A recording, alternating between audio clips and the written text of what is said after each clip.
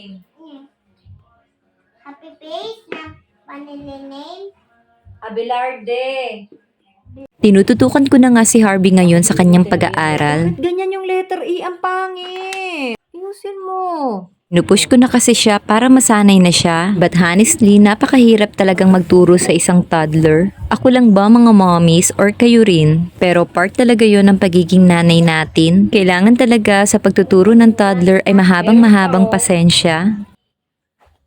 Wow, very good. Eto ngang si Harvey ko, sa totoo lang, habang tinuturuan ko nga ito ay napakaraming ang commercial na ginagawa nito. Eto nga, tignan ninyo, nagsusulat lang yan pero panay ang lipat ng kanyang mga eraser at ako naman siyang magbabalik. Hindi nga natatapos ang session namin sa pagtuturuan ng walang kasamang paglalaro. Kaya kung minsan napapakamot ulo na nga lang talaga ako. Pero sa totoo lang, masaya ako at fulfilling dahil meron na ngang natututunan itong aking si Harvey. Sa ngayon, nagkayang-kaya na nga ni Harvey isulat ang kanyang pangalan, pero minsan napapatingin pa rin siya doon sa kanyang ginagayahan. Alam niyo ba, wala akong binili kahit isang learning materials para kay Harvey. Lahat ng learning kit namin ay puro DIY lang at sulat kamay ko nga lang. At tanging yung eraser nga lang na ginagamit niya ang binili ko lang sa kanya. At sa totoo lang ay gustong-gusto niya nga yan at aliw na aliw pa siyang gamitin yan. Kaya naman proud ako sa journey namin ni Harvey sa pag-aaral na to. Sa tamang gabay at pagtutok sa bata ay siguradong matututo rin sila. Anyway, pagkatapos naman nga namin ni Harvey mag-aral ay binuksan ko naman nga ito mga in-order ko online. Bumili nga ako ng isang basket at ng isang bowl with strainer sa Shopee app. Ayan nga, habang nag-unbox ako ay meron ding isang batang nakikisali. Mas excited pa nga siyang magbukas kaysa sa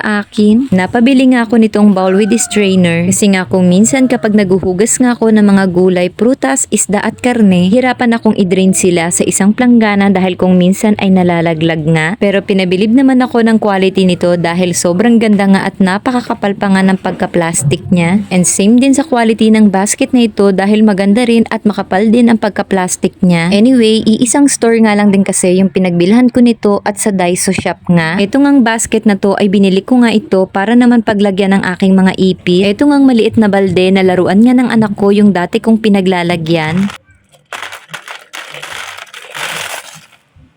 At ang saya ko nga ngayon dahil meron na ngang mas maayos na pinaglalagyan itong aking mga ipit. Pati nga itong mga ipit ko ay sa online ko nga lang din noon binili dahil mas mura. Alam nyo naman mga mami, kung saan tayo makakatipid ay doon nga tayo. Anyway, napakaganda nga din gamitin itong plastic bowl sa paghuhugas nga kagaya nitong prutas. Saktong-sakto lang kasi yung laki niya at malalim nga siya. Ang strainer naman ay nagagamit ko nga sa mga isda at karne. O siya, yun lang muna mga mare. Bye!